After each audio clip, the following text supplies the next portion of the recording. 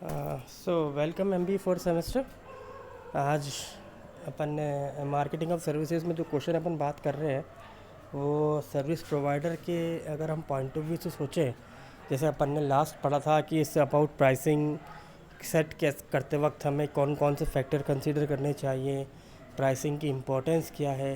तो ऐसे ही उसके कंटिन्यूशन में टॉपिक आता है price adjustment strategies, price strategies. ये सब चीज़ें हमें इसमें देखनी है। तो टॉपिक शुरू करते हैं।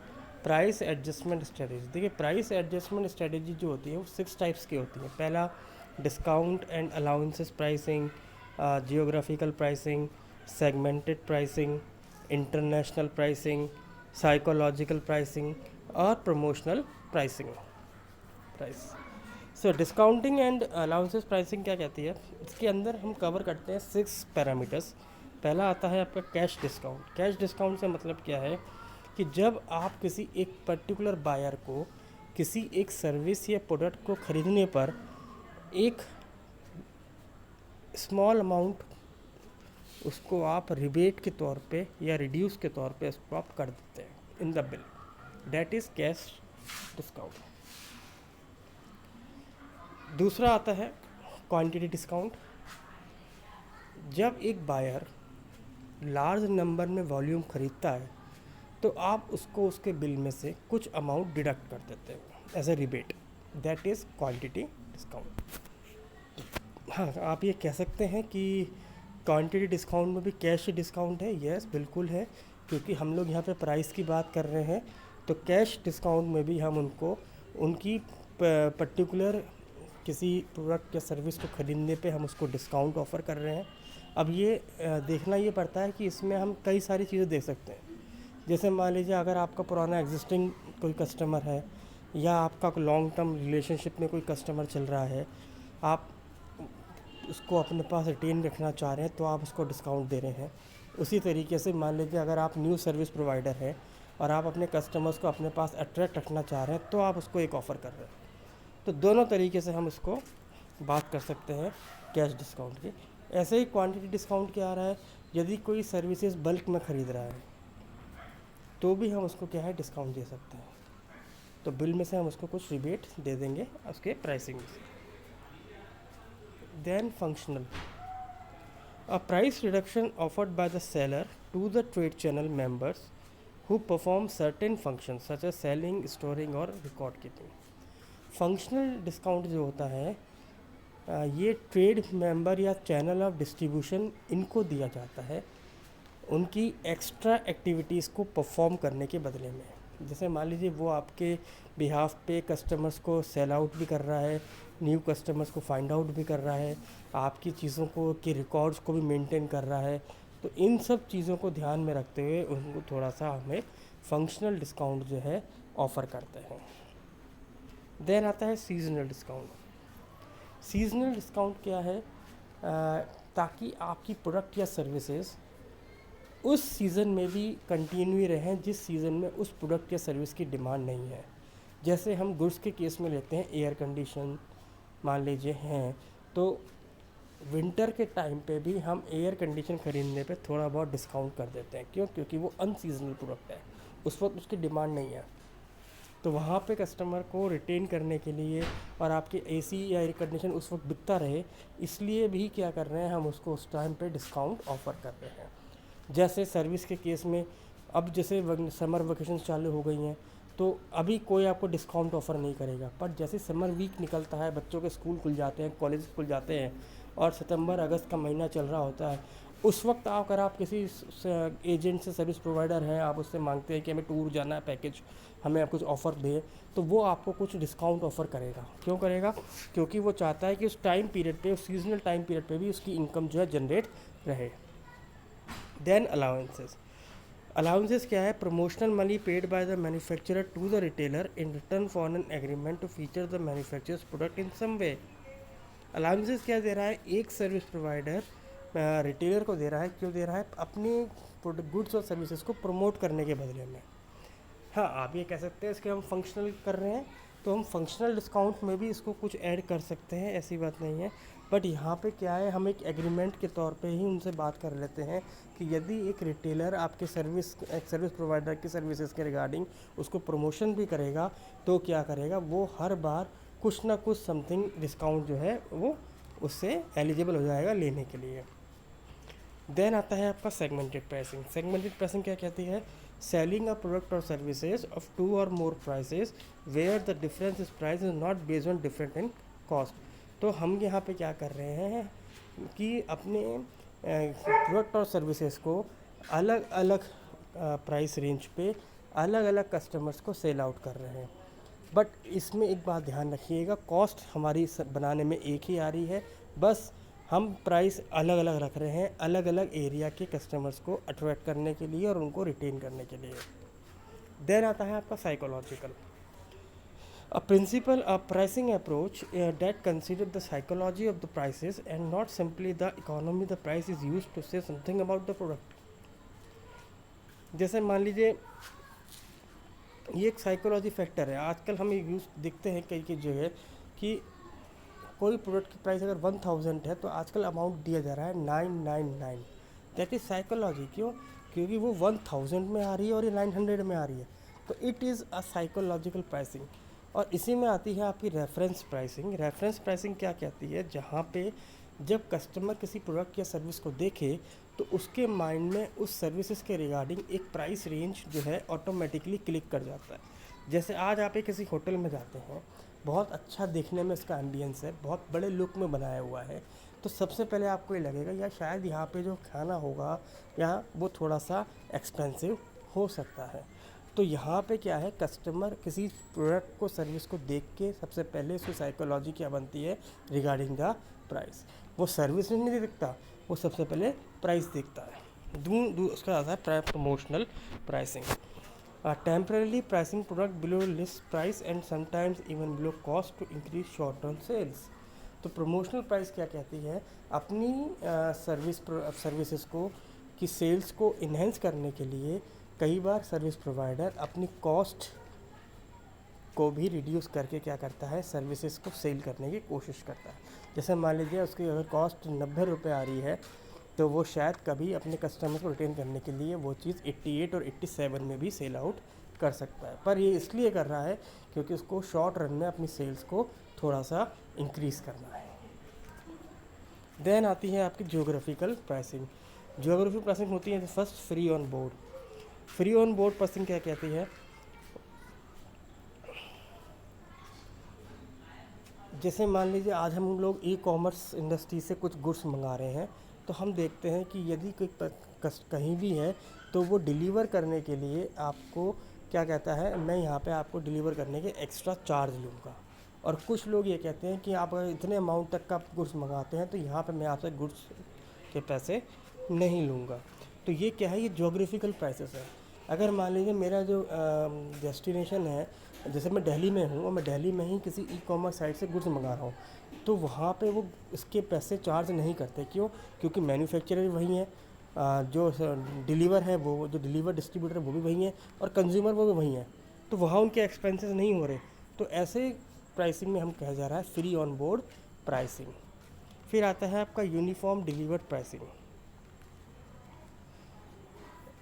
इसके अंदर भी क्या करते हैं कि मान लीजिए अगर मैं यहाँ अलवर में बैठा हूँ और आज मैं अमेज़न से गुड्स मंगा रहा हूँ, तो अमेज़न में मैं जब भी कोई गुड्स मंगाऊंगा तो अमेज़न ने अलवर डिलीवरी करने के लिए उन्होंने कहा कि यहाँ आपको डिलीवर करने के हम 50 रुपये 45 रुपीज़ पर कंसाइनमेंट आपसे एक्स्ट्रा चार्ज करेंगे।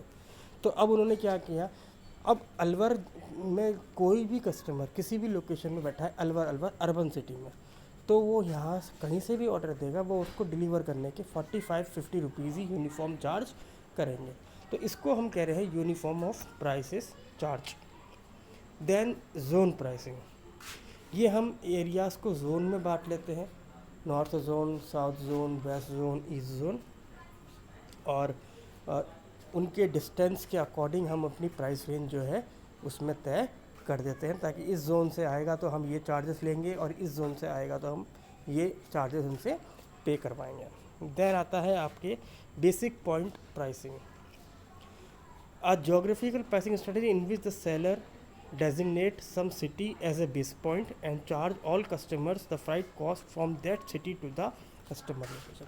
अब मान लीजिए मैं अलवर में बैठा हूँ और मैं किसी अमेज़न से जो गुड्स मंगा रहा हूँ, अब अमेज़न का जो डिस्ट्रीब्यूशन चैनल है वो मान लीजिए बेंगलोर में है, तो वो जहाँ वहाँ से ही डिलीवर कर सकते हैं, उनके पास कोई और नेटवर्क नहीं है, ना दिल्ली में ऑफिस है ना जयपुर में ऑफिस है, तो उनको जो डिलीवरी पॉइंट है वो है आपका बेंगलोर। तो वो बेंगलोर से अलवर तक की फ़्लाइट के चार्जेस को कॉस्ट में इंक्लूड करेंगे कि यहाँ तक डिलीवर करने में जो चार्जेस पे होते हैं उतना वो मुझसे चार्ज करने की कोशिश करेंगे। तो ऐसे से उनको कहा जा रहा है बेस पॉइंट प्राइसिंग। देन आता है आपका freight absorption pricing, a geographical pricing strategy जिसके अंदर company absorb all part of actual freight charges in order to get the business. तो जो भी मेन फ्राइट इन्वॉल्व होगा उस पर्टिकुलर सर्विस को डिलीवर करने में, वो उस केस में मुझसे लेंगे। जैसे मान लीजिए यहाँ लाने में अगर उनके 30 रुपये लगते हैं तो वो मुझसे 30 रुपीज़ लेंगे, और अलवर से पहले वाली भिवाड़ी आ रहा है तो वहाँ से कम हो रहे हैं तो वो 25 रुपीज़ ले लेगा। तो इस तरीके से वो कहा जा रहा है फ्राइट एब्जॉर्प्शन प्राइसिंग। फिर आता है आपका international pricing. International pricing according कि जो इंटरनेशनल स्टैंडर्ड के हिसाब से वहाँ जो सर्विस प्रोवाइडर्स हैं वहाँ जो प्राइस ली जाती है रिगार्डिंग द सर्विसेज, उस बेसिस पे वो उनसे चार्ज की जाती है। फिर आता है प्राइसिंग स्ट्रेटजीज। सबसे पहला आता है satisfaction based pricing. Satisfaction based pricing क्या कहता है कि इसके अंदर रिस्क को रिड्यूस करने के लिए जब वो सर्विस को परचेस करे वहाँ पे हम उसको एक सेटिस्फैक्शन दे रहे हैं। जैसे मान लीजिए आज मैंने नया रेस्टोरेंट खोला है, तो वहाँ पे जब एक कंज्यूमर मेरे को रेस्टोरेंट को देखता है और वो बोलता है शायद यहाँ पे बहुत एक्सपेंसिव फूड मिलेगा, तो मैं उनको ये बोलता हूँ सर यहाँ पे एक्सपेंसिव फूड तो है पर यहाँ पे सर्विसेज इतनी अच्छी हैं कि आपके लिए वो वैल्यू फॉर मनी है and you will be satisfied for the paying the prices.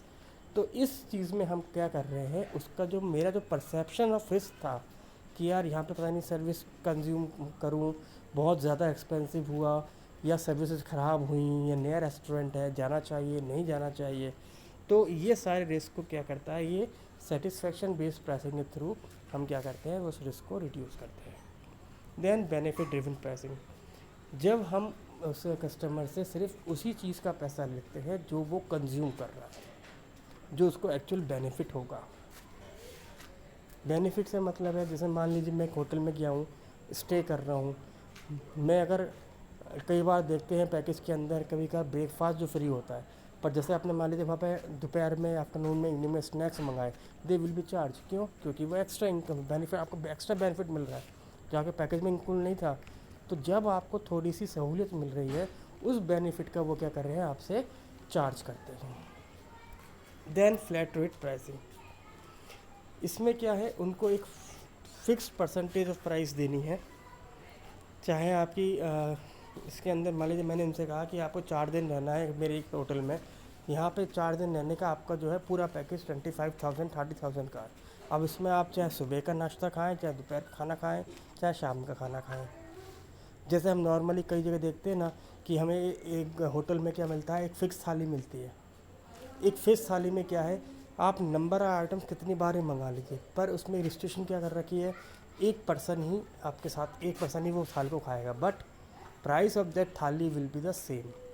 आप कितनी बार भी गुड्स मंगा सकते हैं खाने के लिए, आपको उसमें कोई चार्जेस पे करने नहीं पड़ते। फिर आता है रिलेशनशिप प्राइसिंग, ये कस्टमर्स के साथ और कस्टमर्स को अपने साथ इन्वॉल्व करना और अपनी सर्विस प्रोवाइडिंग में अपनी सर्विस कंपनी ऑर्गेनाइजेशन के साथ उनको जोड़ने के लिए हम यूज़ करते हैं। ये इस पर्पज़ से किया जा रहा है कि हम कस्टमर्स को लॉन्ग टर्म अपने साथ इन्वॉल्व करना चाह रहे हैं। तो जैसे उनको हम कुछ एडिशनल बेनिफिट्स दे सकते हैं, कुछ कंसेशन दे सकते हैं। जैसे हम कई बार देखते हैं कि कई ऑर्गेनाइजेशंस या होटल्स जो होती हैं वो कॉरपोरेट रिलैक्सेशन देती हैं, यानी बिज़नेस हाउसेस को, अगर आप किसी बिज़नेस हाउसेस से अपने आप को रिकवर कर रहे हैं या रिप्रेजेंटेटिव हैं और आप किसी होटल में जा रहे हैं और अपना विजिटिंग कार्ड दिखा रहे हैं या बिज़नेस प्रूफ दिखा रहे हैं, तो वो आपको कुछ कॉरपोरेट क्या कहते हैं, कुछ रिलैक्सेशन देते हैं। क्यों? क्योंकि उनको लगता है कि हमें बिज़नेस हाउसेस के साथ भी लॉन्ग टर्म रिलेशनशिप मेंटेन करके रखना है। देन आता है आपका एफिशिएंसी प्राइसिंग। एफिशिएंसी प्राइसिंग क्या कहती है कि यहाँ पे हम कस्टमर्स के माइंड के अंदर ही बता रहे हैं कि ये चीज़ें आपको सर्विस बेस्ड है और आपकी एफिशिएंसी, यानी हम जो जिस तरह से सर्विस प्रोवाइडर उसको सर्विस डिलीवर कर रहा है उसके बदले में हम पैसा चार्ज कर रहे हैं। तो it is based on efficiency then cost based pricing. Cost based pricing क्या कहती है? In the case of services the prices are often based on the cost of production, that is the cost involved in providing services। तो इसके अंदर हम क्या कर रहे हैं, जो आपकी कॉस्ट इंकर्ड हो रही है एक्चुअली, जैसे मैं एक सर्विस प्रोवाइडर हूँ और मेरे को एक सर्विस प्रोड्यूस करने में 70 रुपीज़ लग रहे हैं, तो मैं उस 70 रुपीज़ ही उससे जो क्या कर रहा हूँ, उससे मैं कस्टमर से पे करवा रहा हूँ। That is on the cost based pricing. Then computer based, अब मान लीजिए मैं जिस सर्विस, मान लीजिए मैं एक क्या कहते हैं, एक मेरा कंसल्टेंसी एजेंसी है, मैं एम्प्लॉय देख रहा हूँ कि मैं सबको जॉब्स प्रोवाइड करवाता हूँ, कंसल्टेंसी देता हूँ। तो मेरे यहाँ जिस और जो कॉम्पिटिटर्स हैं वो भी सेम फील्ड के हैं, वो भी रह जाते हैं। अब यदि मैं अपनी कंसल्टेंसी फ़ीस जो है ज़्यादा कर दूँ और मेरा कॉम्पिटिटर फ़ीस वहाँ कम कर दे, तो कंज्यूमर क्या करेगा, वो राय कंसल्टेंसी लेने के लिए कॉम्पिटिटर के पास चला जाएगा क्योंकि वहाँ की प्राइस कम है। तो being as a service provider मुझे देखना पड़ेगा कि कॉम्पिटिटर उस सर्विस के बदले में क्या पेमेंट जो है या फीस जो प्राइस उसने अपनी सर्विस की रख रखी है। देन आता है डिमांड नीड। डिमांड नीड क्या कहता है, जब एक सर्विस प्रोवाइडर अपने कस्टमर्स पर रिसर्च करके उनकी नीड को आइडेंटिफाई करके प्राइस को तय करता है। यदि आपकी सर्विस से कस्टमर की नीड सेटिस्फाइड हो रही है तो आप उससे प्राइस जो इच्छा करे वो रखवा सकते हैं। देन आता है value based. Value based pricing जो है एक ट्राइपोड पे है, यानी कि cost, value and competitor. Cost जितनी आपकी इंकर्ड हो रही है, वैल्यू जो कस्टमर पे करके समय अपना सेटिस्फैक्शन लेवल देख रहा है, और कॉम्पिटिटर कि जो उस सर्विस को ऑलरेडी सेल आउट कर रहा है वो। तो जब हम प्राइसिंग रखें तो हमें कॉस्ट, वैल्यू और कॉम्पिटिटर, इस ट्राइपोड को कभी नहीं भूलना चाहिए। ये बहुत इंपॉर्टेंट कॉन्सेप्ट है ट्राइपोड। देन आता है putting service pricing into practices. देखिए, जब हम प्राइस रखते हैं तो हमें कई सारे इशू पे बात करनी पड़ती है, जैसे क्या प्राइस चार्ज करनी चाहिए, इसके अलावा और कौन कौन से इश्यूज़ हम क्लियर कर सकते हैं। तो इसमें हम क्या कर रहे हैं, कुछ इश्यूज़ पे बात कर रहे हैं, जैसे how much to charge, price किस बेसिस पे होनी चाहिए, पेमेंट कलेक्ट कौन करेगा, पेमेंट कहाँ से कलेक्ट किया जाएगा, पेमेंट कब किया जाएगा, कैसे पेमेंट किया जाएगा, और प्राइसेस के बारे में बताएं।